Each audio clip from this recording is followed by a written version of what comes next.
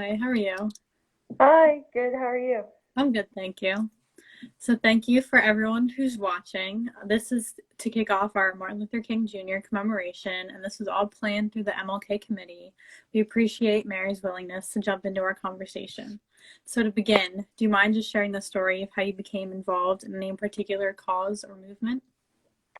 Sure. So I guess I didn't really start doing this kind of work until I started higher education, which I started as a non-traditional student at my local community college, just because I'm from like a working class, lower middle class family, and going to college like right out of high school wasn't really like feasible for me. So I started as a non-traditional student then at my community college, and just to like build community and make friends, I joined some on-campus organizations, including the Psych Club and Phi Theta Kappa, which is the International Honor Society for two-year colleges. So, um, and I found that like my favorite part of working in these organizations was like the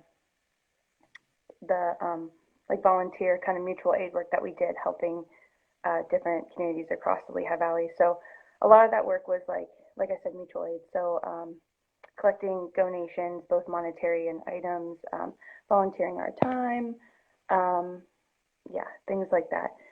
And um, sorry, I like wrote down things No, to like you're help good. organize That's my. perfect. um, and I think just around this time too, I just started to learn more about and like really recognize like the intersectionalities and nuances and stuff of systems of oppression and accessibility, like across all pillars of society, really. So as this became like more explicit to me, I just felt like, okay, yeah, this really is like the work I like want to be doing, and I like need to make sure that I'm consistently fighting for like true collective liberation. So I ended up transferring to Bucknell through the Community College Scholars Program, which like shout out BCCSP Summer 18. And during my first semester here at Bucknell, I went to the climate strike, and I thought it was like super powerful to hear all the speakers talk about like what's at stake for them and what we really all have to lose in this crisis. And so I like signed up to become more involved with them, like learn about the organization who put this on, and went to their first meeting after the climate strike, and I've like been involved with them ever since. And now I'm one of the co-hub coordinators for that group, which it's called Green New Deal Lewisburg, and we are the Lewisburg hub of the national youth-led movement, the Sunrise Movement. And Sunrise is like different than most environmental movements. Who I feel like a lot of mainstream environmental organizations are really focused on like yeah, like saving the climate crisis, but they do it in ways that are um, a lot of it's rooted in like colonialism and like xenophobia. And I really like how Sunrise like recognizes that climate justice is social justice, and we can't have like true we can't solve the climate crisis without recognizing all these other crises that are interwoven in it. So a lot of the work that we do is um, like we do a lot of like nonviolent direct action kind of moral protest stuff, but we also still do a lot of that mutual aid type work. um, we do like political education, we do a lot of like electoral campaigning, organizing work, public narratives, um, stuff like that. So yeah, that's really I guess how I became involved and how I'm still involved now. Awesome.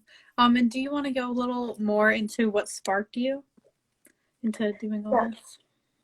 I think just yeah, once I started like recognizing just I mean like growing up I guess like in a working class family and being queer, like, I had some issues, but until I started like really like learning about it and seeing it and working with all these different groups and learning from them like what everyone's collective struggles were, it was just like kind of impossible to ignore. And so I just wanted to like make sure that no matter like what I did in life, that it was always like helping, uplifting other people because all of our struggles are connected. And so like one group can't be free till we're all free. And I just knew, I don't know, I wanted to like help people, I guess.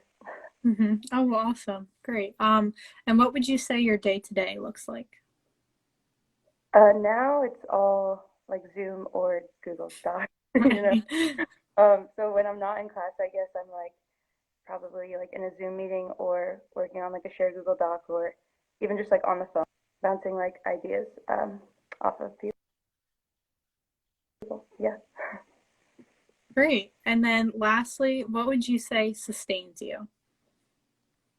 I think like all the other people who are kind of doing this work, like my friends and other organizers in the movement, definitely people who came before me who I've like learned from.